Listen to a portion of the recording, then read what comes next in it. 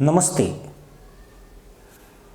पाकिस्तान को लेकर अमेरिका की रणनीति पर सवाल उठना कोई नई बात नहीं है, लेकिन जब यही नीति अमेरिका के राष्ट्रपति डोनाल्ड ट्रंप जैसे नेता के जरिए बदलती दिखे, जो इस्लामाबाद को आतंकवाद का गढ़ कहते थे और अब उसकी तारीफों के पुल बांध रहे हैं, तो शक और गहरा हो जाता है। ट्रंप और उनकी टीम का हालिया पाकिस्तान प्रेम को देखकर एक बार फिर सवाल उठ रहे हैं कि क्या अमेरिका वाकई आतंकवाद के खिलाफ है या सिर्फ अपने फायदे की बिसात बिछा रहा है। ऐसा इसलिए क्योंकि एक तरफ तो आतंक पर लगाम कसने के लिए यूएस ने टीआरएफ पर बैन लगाया है, वहीं दूसरी तरफ पाकिस्तान की आतंकवाद के खिलाफ लड़ने के लिए झूठी वाई करता है। अमेरिका के विदेश मंत्री मार्को रूबियो ने हाल ही में पाकिस्तान के उप प्रधानमंत्री और विदेश मंत्री इसाक डार से मुलाकात की।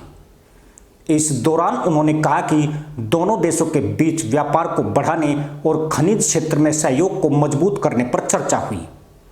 इसके साथ ही रूबियो ने आतंकवाद के खिलाफ लड़ाई में पाकिस्तान के साथ साझेदारी के लिए उसका आभार जताया और क्षेत्रीय स्थिरता बनाए रखने में उसके योगदान की तारीफ भी की। 2018 में डोनाल्ड ट्रंप ने अपने पहले कार्यकाल में पाकिस्तान को जमकर खरी खोटी सुनाई थी। उन्होंने ट्वीट कर कहा था कि अमेरिका ने पिछले 15 सालों में पाकिस्तान को बेवकूफ़ी में 33 अरब डॉलर से ज़्यादा की मदद दी और बदले में हमें सिर्फ झूठ और धोखा मिला। उन्होंने हमारे नेताओं को मूर्ख समझा। वे उन आतंकियों को सुरक्षित ठिकाने देते हैं जिनका हम अफगानिस्तान में पीछा कर रहे हैं, बस अब और नहीं चलेगा। इस बयान में ट्रंप ने पाकिस्तान को झूठा, धोखेबाज और आतंकियों का पनाहगार बताया था। अमेरिका ने इसी के बाद पाकिस्तान की सैन्य मदद पर रोक भी लगा दी थी, लेकिन अब 2025 में ट्रंप और उनकी टीम के सुर पूरी तरह बदल चुके हैं। पाकिस्तानी जनरल्स को डिनर पर बुलाने से लेकर उनके विदेश मंत्रियों से मेल मुलाकातें, सब कुछ एक नए रिश्ते की ओर इशारा करता है। अमेरिकी राष्ट्रपति डोनाल्ड ट्रंप ने पिछले महीने व्हाइट हाउस में पाकिस्तान के army chief general Asim Munir से बंद कमरे में मुलाकात की थी। दोनों ने व्हाइट हाउस के कैबिनेट रूम में साथ लंच किया था। ये पहली बार था जब किसी अमेरिकी राष्ट्रपति ने पाकिस्तान के आर्मी चीफ की मेजबानी की थी।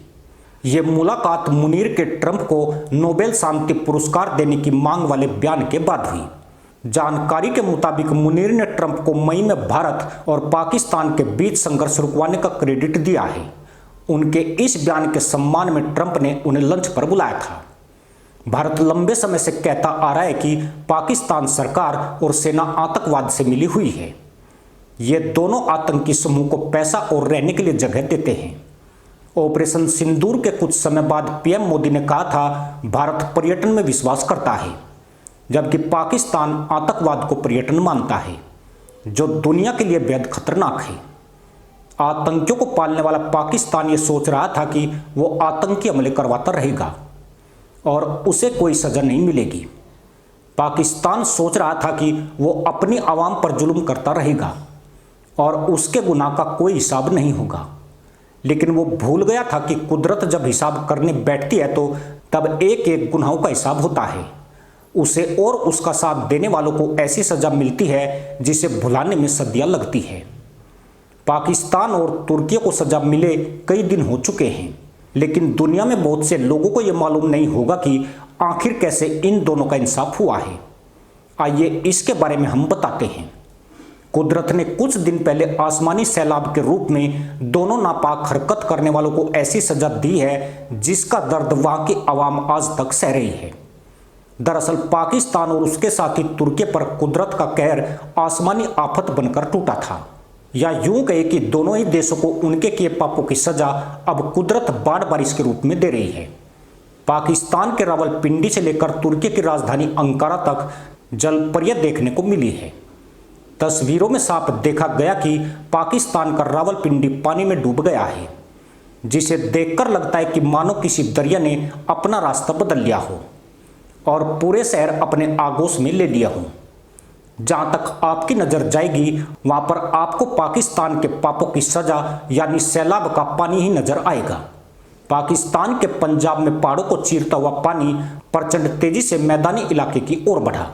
बहाव इतना तेज था कि जो भी इसके आगे आया या तो वो बह गया फिर तबाह हो गया।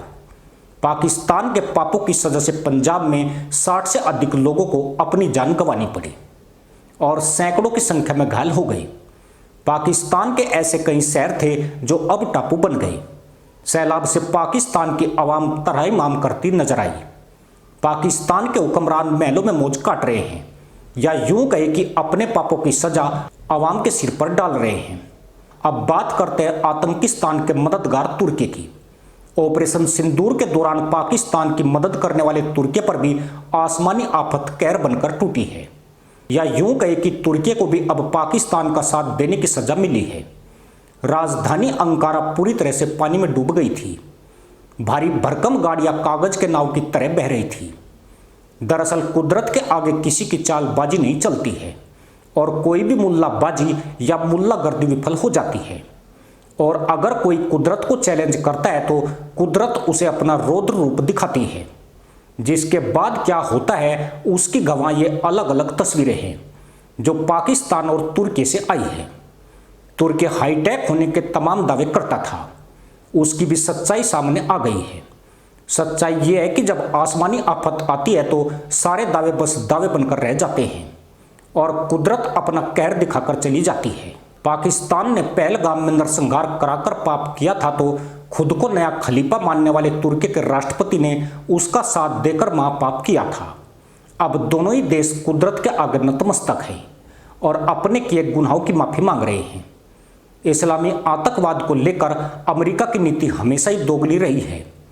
9/11 के रूप में अमेरिका को इसका खामियाजा भी भुगतना पड़ा, मगर इसके बावजूद वह फिर से पुराने ढर्रे पर चल रहा है और उस देश की तशरीफ पर घी का लेप करने में लगा है जहां से पूरी दुनिया में मुसलमान आतंकी एक्सपोर्ट किए जाते हैं।